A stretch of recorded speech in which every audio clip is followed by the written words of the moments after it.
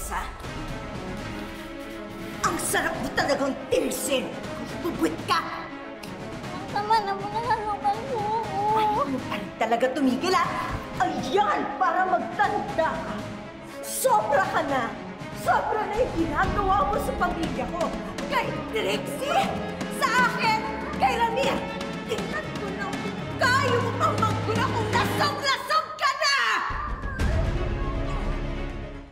Kailan ko pa talaga titigil, ha? Sila ba? Saan ka? Wala ako kayong karapatan na saktan si Lilet. Hindi namin kayong kasuhan sa ginawa niya. At dapat ba ako matakot sa inyo? Ha? Na nagtawag pa ng backup niya dito?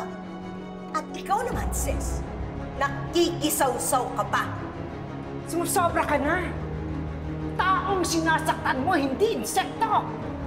Hindi ka na nahiya sa sarili mo? Ang laki-laki mo, sinasaktan mo yung katulad ni Lilet. Ako! Ako ang harapin mo! Ako isaktan mo! Subukan mo lang!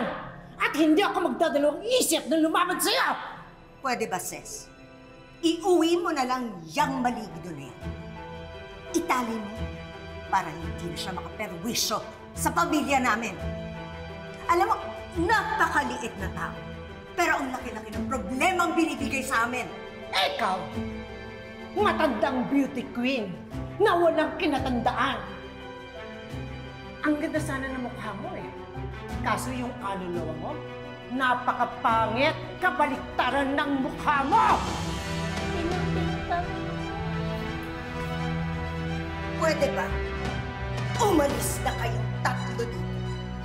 Lumayas na kayo sa ospital na ito at huwag na nang pakita yung pagmumukha nyo! Layas!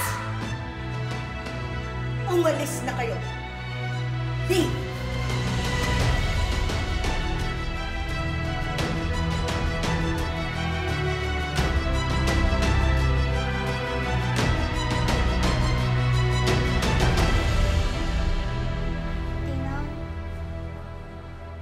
Paano po kung hindi na talaga gumising si Sir Ramir?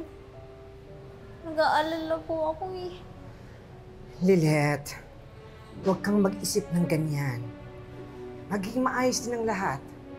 Tatakot po ko sa pwedeng mangyari. Paano po pag nawala na talaga siya? Hindi ko po kakayanin, Tina. Hindi po ako papayag. Dapat po kasi okay na kami ngayon eh. Tapos bigla naman nangyari to.